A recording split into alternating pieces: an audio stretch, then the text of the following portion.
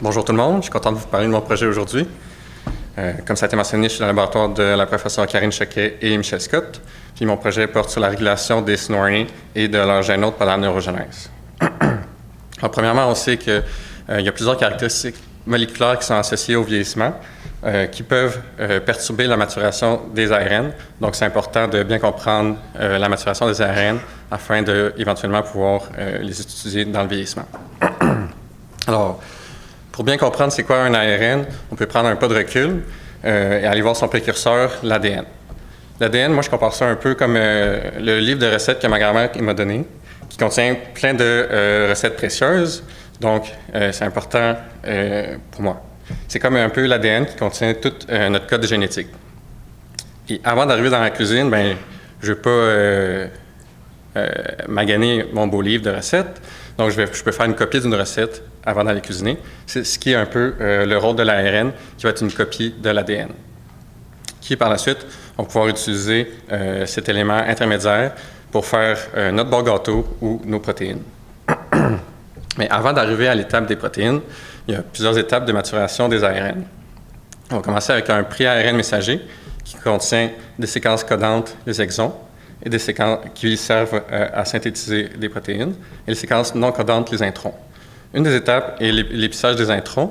Ça veut dire qu'on va retirer les introns et mettre bout à bout les exons afin de former un ARN messager qui va pouvoir servir à synthétiser nos protéines. Mais les introns, malgré le fait qu'ils soient épicés, ils jouent un rôle important. Ils peuvent contenir plusieurs séquences régulatrices. Par exemple, c'est comme si j'avais une note dans la marge de ma recette qui pourrait me dire « Fais attention, c'est la fête à Karine au mois d'août. Ne pas oublier de faire son gâteau. » Mais malheureusement, on n'est pas encore au mois d'août, donc l'ARN messager pourrait être dégradé, puis on ne va pas former notre protéine. Parmi les éléments régulateurs qui peuvent être dans les introns, on peut y trouver les petits ARN nucléaires, les SNORNI, le nom que je vais garder pour le reste de la présentation, qui m'intéresse dans mon projet. Ce sont des petits ARN non codants qui guident des modifications à l'ARN. Chez l'humain, la majorité des SNORNI sont situés dans les introns. Ici, je vous ai représenté un ARN prémessager qui contient un SNORNI dans son intron. Alors, on va nommer ce gène un gène hôte de SNORNI.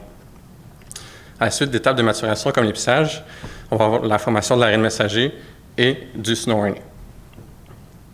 Et dans la littérature, ça a été démontré que certains SNORNI sont enrichis dans le cerveau, qui est un cas qui va nous intéresser, mais comme ça a été mentionné plus tôt, c'est assez difficile de faire des expériences directement sur des cerveaux humains. Alors, on va utiliser un modèle cellulaire de la neurogenèse. Donc, on va partir de ces souches humaines et les différencier en neurones. Et la question qu'on va se demander, c'est, étant donné que le SNORNI se trouve dans l'intron d'un gène hôte, on peut se poser des questions à propos de leur relation. Alors, on se demande quelle relation de régulation existe-t-il entre le SNORNI et son propre gène hôte pendant la neurogenèse. Alors, l'aspect que je vais vous parler aujourd'hui, ça va être l'abondance des gènes hôtes et des SNORNI, donc leur quantité, comment ils changent pendant la neurogenèse.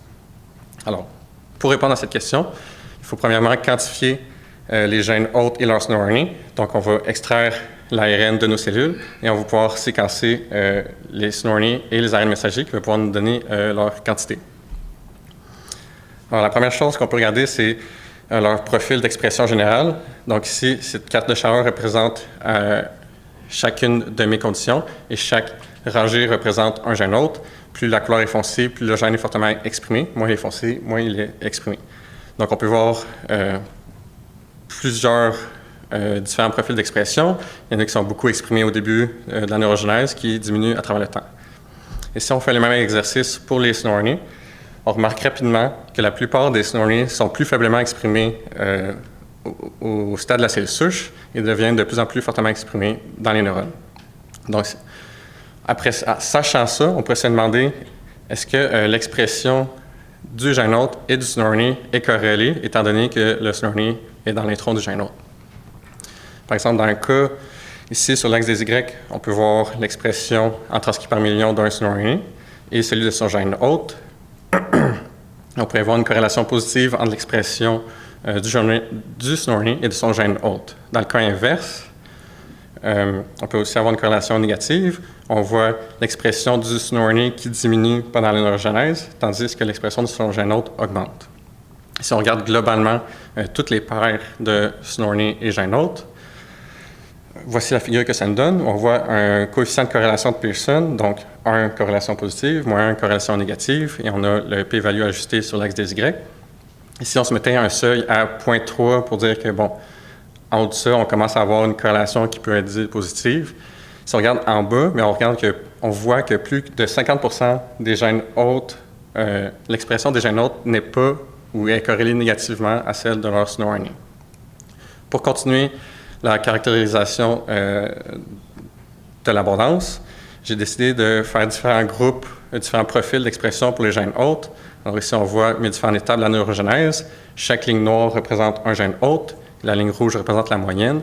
Et dans ce cas-ci, on voit une diminution de l'expression pendant la neurogenèse. J'ai obtenu 6 partitions, 6 groupes avec différents profils d'expression pour les gènes hôtes. J'ai fait le même exercice avec les SNORNI. Et on voit que les 3 groupes les plus prééminents sont ceux qui augmentent pendant la neurogenèse, soit le groupe 2 et 4 et un peu le groupe 6. La question que je me suis demandé après, c'est quel profil de gène hôte est associé à quel profil de SNORNI, ce qui m'a donné la figure suivante. Alors, si on se concentre ici sur la partition 2 des SNORNI, où j'avais mentionné plus tôt que c'était les SNORNI dont leur expression augmentait pendant la neurogenèse, on peut voir que la distribution, la proportion de cette partition qui va être associée en grande majorité à la partition du gène hôte C et A. Et on peut observer différentes tendances dans les différentes partitions. Par la suite, j'ai regardé les mêmes groupes de SNORNI. Est-ce que leur séquence était conservée? Alors, en X, on a les différents groupes de SNORNI. Et en Y, un score FASCON, qui est un score de conservation, c'est-à-dire est-ce que la séquence des SNORNI est conservée dans différents vertébrés. Donc, plus le score est élevé, plus la séquence est conservée, ce qui pourrait indiquer un rôle fonctionnel de ces SNORNI-là. Et ce qu'on remarque, ce sont les groupes de 2, 4 et 6 qui ont le score le plus élevé, qui représentaient les SNORNI qui avaient une abondance qui augmentait pendant la neurogenèse. Donc, pour conclure, j'espère qu'aujourd'hui, je vous ai montré à quel point la régulation de l'abondance des SNORNI et des gènes hôtes était complexe, que la majorité des SNORNI ne sont pas corrélés avec celle de leurs gènes hôtes, ce qui est très intéressant et nous demande de pousser un peu plus loin nos analyses, mais ce qui nous suggère des mécanismes de maturation et de stabilité qui pourraient dissocier l'expression de son gène hôte avec son SNORNI. Fait que tout ce beau travail-là, c'est plutôt général, mais par la suite, on pourrait s'intéresser à faire des analyses similaires dans des conditions de vieillissement ou de pathologie neurologique. Merci beaucoup pour votre écoute. Je tiens à remercier tout mon groupe et celui de Benoît Laurent pour toute la belle collaboration avec la production des cellules. Merci.